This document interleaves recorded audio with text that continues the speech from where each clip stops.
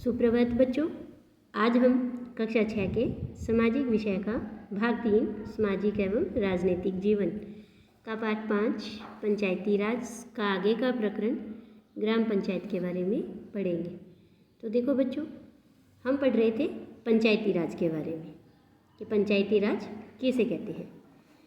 तो लोकतांत्रिक सरकार स्थानीय स्तर पर जो भी काम करती है उसे पंचायती राज व्यवस्था कहते हैं। यानी कि पंचायती राज व्यवस्था एक ऐसी प्रक्रिया होती है जिसके द्वारा लोग अपनी सरकार में भाग लेते हैं। पंचायती राज व्यवस्था का जो पहला स्तर है वो है ग्राम पंचायत, और हम ग्राम पंचायत के बारे में पढ़ रहे थे। हमने जाना था कि ग्राम पंचायत में ग्राम सभा की क्या भूमिका होती है। इस चित्र में हमने देखा था कि हरदास गांव में पंचायत के चुनाव के बाद ग्राम सभा की पहली बैठक हो रही थी।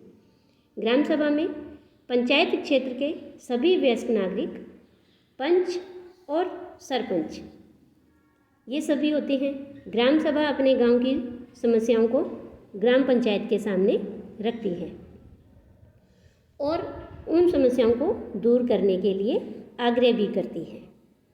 हमने ये भी समझा था कि ग्राम सभा ग्राम पंचायत को मनमाने ढंग से कार्य करने से रोकती है, पैसों का दुरुपयोग करने से रोकती है और कोई भी गलत काम ना हो इसके लिए वो ग्राम पंचायत पर निगरानी भी करती है।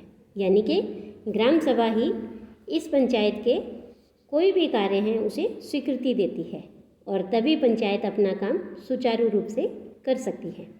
तो इस तरह से हमने ग्राम पंचायत का ग्राम सभा का महत्व जाना, उसकी भूमिका, उसके कार्यों के बारे में जाना। अब हम ग्राम पंचायत के कार्यों के बारे में जानेंगे कि ग्राम पंचायत क्या क्या कार्य करती है, कैसे कार्य करती है। ग्राम पंचायत गांव के लोगों को सरकारी योजनाओं से अवगत करवाती है और ग्राम पंचायत ग्राम सभा के सामने अपने द्वारा पूर्व में किए गए सभी कार्यों को रखती है कि हमने ये कार्य करवा दिए हैं, तथा आगे आने वाले समय में ग्राम पंचायत क्या क्या कार्य करेगी वो भी बताती है। तो चलिए हम ग्राम पंचायत के बारे में विस्तार से जानते हैं। तो देखिए बच्चों कि ग्राम पंचायत की नियमित रूप से बैठक होती है और उसका मुख्य काम उस क्षेत्र में आने वाले गांवों में विकास कार्यक्रम लागू करवाना होता है। जैसा कि आपने देखा, ग्राम सभा ही पंचायत के काम को स्वीकृति देती है, तभी पंचायत अपना काम कर पाती है। यह भी हमने देखा ही था। तो देखिए बच्चों, नीचे आपको एक चित्र दिखाई दे रहा है और ये हैं महाराष्ट्र के 2 पंच जिन्हें 2005 में अपनी पंचायत में उल्लेखनीय कार्य करने के लिए निर्मल ग्राम पुरस्कार से सम्मानित किया गया। यानी कि इन दोनों पंचों ने अपनी पंचायत क्षेत्र के लिए बहुत अच्छा उल्लेखनीय कार्य किया था, तो इसीलिए इन्हें सम्मानित किया गया। अब देखिए कि ग्राम पंचायत के काम सड़कें, नालियों, स्कूलों, भवनों, पानी के स्रोत और अन्य सार्वजनिक उपयोगों के भवनों का निर्माण और उनका रख रखाव करवाना, ये ग्राम पंचायत का कार्य होता है। इसके बाद स्थानीय कर लगाना और उन करों को इकट्ठा करना, ये भी ग्राम पंचायत का कार्य होता है। इसके साथ साथ गांव के लोगों को रोजगार देने संबंधी सरकारी योजनाएं लागू करवाना, ये कार्य भी ग्राम पंचायत का होता है। तो ग्राम पंचायत को इन कार्यों के लिए या और भी जो सुविधाएं देती है उनके लिए आमदनी कहाँ से होती है, उनकी आमदनी के स्रोत कौन कौन से हैं। तो देखिए कि घरों और बाज़ारों पर लगाए जाने वाले कर से जो राशि मिलती है वो ग्राम पंचायत की आमदनी होती है।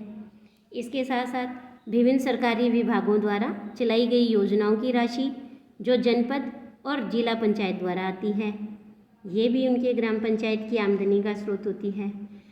इसके अलावा समुदाय के काम के लिए मिलने वाले दान, यानी कि कोई भी संस्थाएं हैं, समाज सेवी संस्था है, संगठन है, तो वो क्या करते हैं कि उस गांव के विकास के लिए या उस गांव में कोई भी काम करवाने के लिए जो दान देते हैं वो भी ग्राम पंचायत की आमदनी का स्रोत होता है।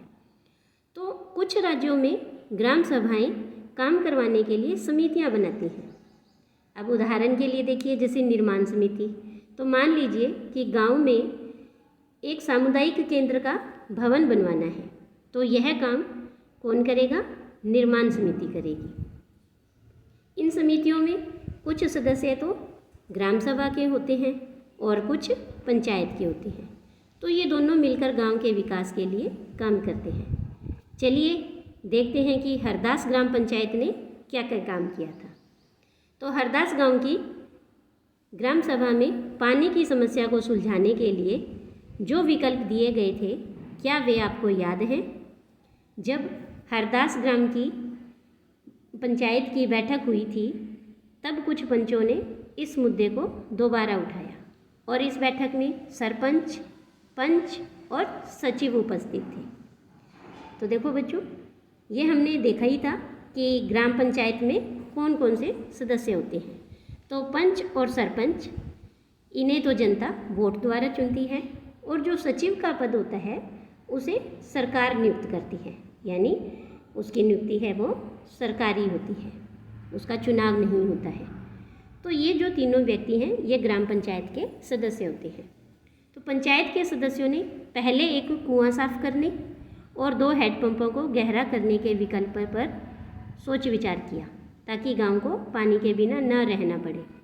सरपंच ने सुझाव दिया कि चूंकि पंचायत के पास हैंडपंप की देखरेख के मद में कुछ पैसा है, सो उन्हीं पैसों को इस काम में लगाया जा सकता है। इस पर सभी सदस्य मान गए और सचिव ने उनके निर्णय को रजिस्टर में दर्ज कर लिया।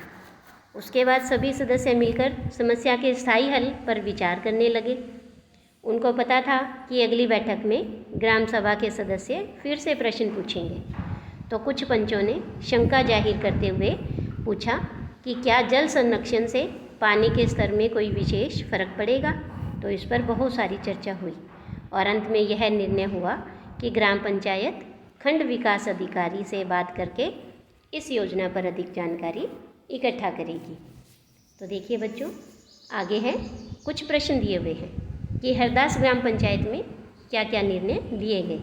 तो देखो बच्चों, इससे पहले जब हम ग्राम सभा के बारे में पढ़ रहे थे, तब भी हमने देखा था कि ग्राम सभा की बैठक में कौन कौन से विषयों पर चर्चा हुई थी, और अभी भी हमने देखा कि ग्राम पंचायत में हरदास ग्राम जो पंचायत थी, उसमें पानी की समस्या को सुलझाने के लिए ग्राम सभा द्वारा जो भी सुझाव दिए गए उन पर विचार किया गया।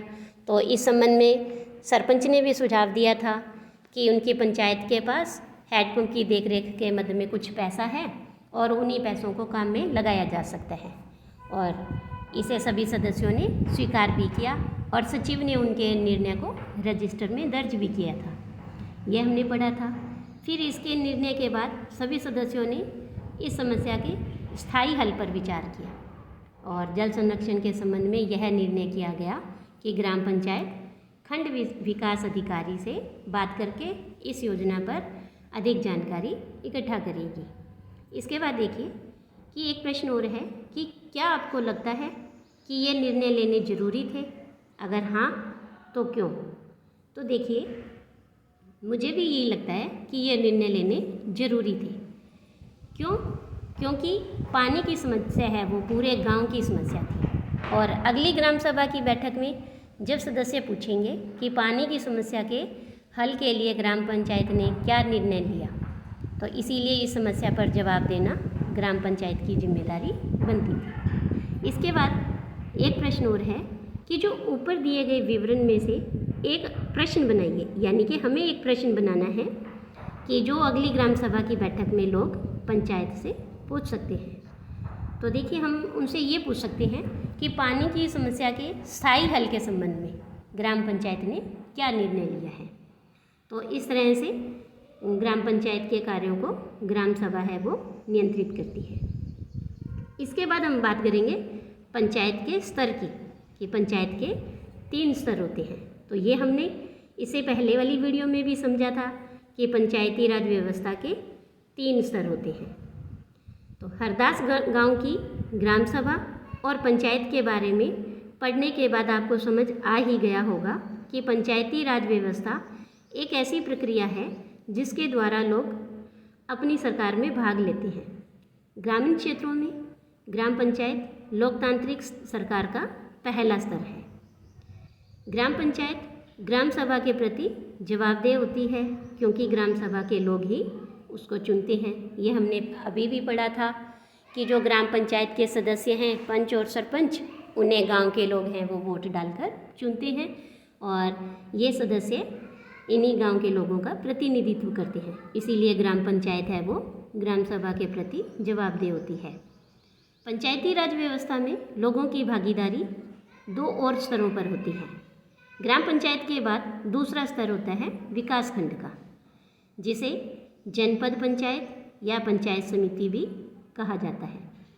एक पंचायत समिति में कई ग्राम पंचायतें होती हैं, यानी कि कुछ गांवों की ग्राम पंचायतें मिलकर के एक पंचायत समिति बनाती है, और पंचायत समिति के ऊपर जिला पंचायत या जिला परिषद होती है, और यह तीसरा स्तर होता है। तो जिला परिषद एक जिले के स्तर पर विकास की योजनाएं बनाती है। पंचायत समिति की मदद से जिला परिषद सभी पंचायतों में आवंटित राशि के वितरण की व्यवस्था करती है, यानी कि जो भी सरकारी योजनाओं के लिए धन स्वीकृत होता है, उन्हें पंचायत समिति की मदद से जिला परिषद है वो सभी ग्राम पंचायतों में वितरण करती है।